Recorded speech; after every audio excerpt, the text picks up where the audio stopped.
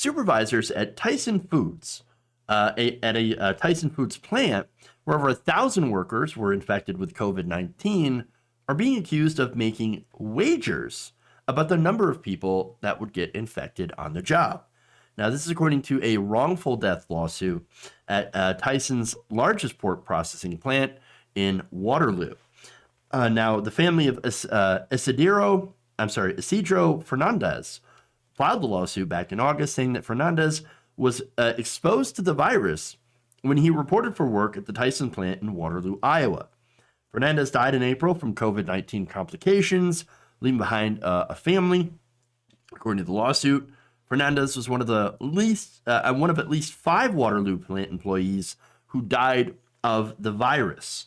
And as I said before, it infected more than 1,000 workers, or about a third of the facility's workforce, with coronavirus, according to the Black Hawk County Health Department.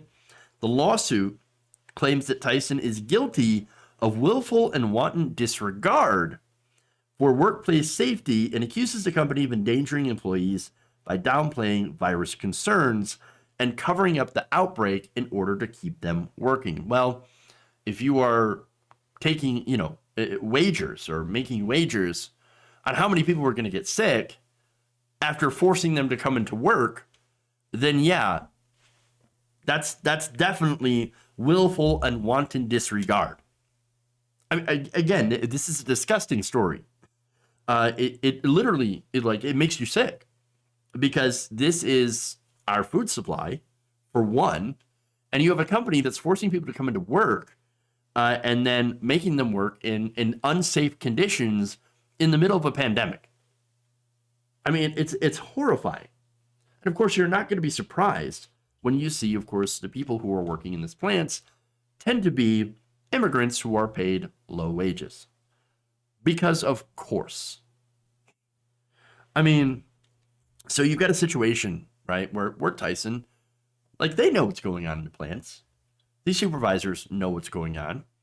And of course, they're going to blame the Trump administration for making them essential, which, again, yes, they did become essential until they were shut down from all these massive COVID infections, these COVID numbers.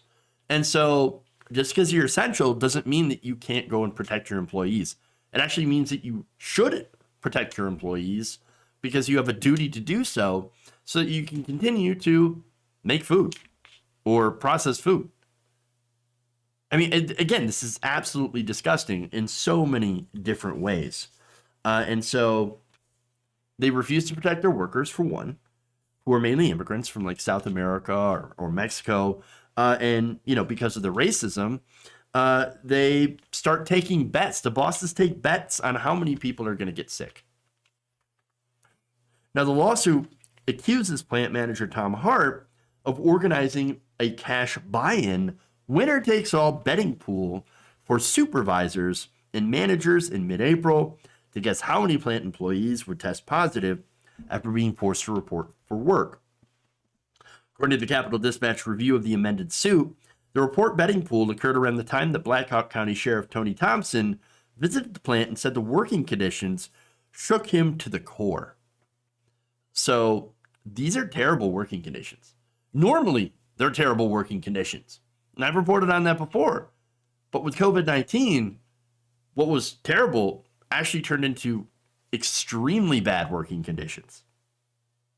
Now, another new allegation also details how upper-level plant manager John Casey explicitly told supervisors to continue showing up for work, even if they were experiencing COVID-19 symptoms, referring to the virus as a, quote, glorified flu, and telling workers, don't worry about it, everyone's going to get it. Why don't you just do the herd immunity? And this is Donald Trump's national plan. Came from this, okay? Herd immunity. We'll just let everybody get sick, and then, still show up for work and still do your job. And if you die, you die. We don't really care. We can replace you. There's thousands of you that we can, we can bring them in and we can replace you. You are nothing. Your life does not matter to us at all. The only thing that matters to us is keeping the assembly lines going so that we can, make a profit. That's it. That's it. And so there's more too. According to the lawsuit, Casey stopped a sick supervisor on their way to getting tested and ordered them back to work, saying, quote, "You have a job to do." Managers reportedly only allowed one employee who vomited on the production line to continue working and return to work the next day. Like, that's our food supply. Look, it's horrifying and absolutely disgusting. If anything, like that would make someone become a vegan, right there, and I wouldn't blame them at all. The pork industry is just the meat industry in this country. This is what happens in unregulated capitalism.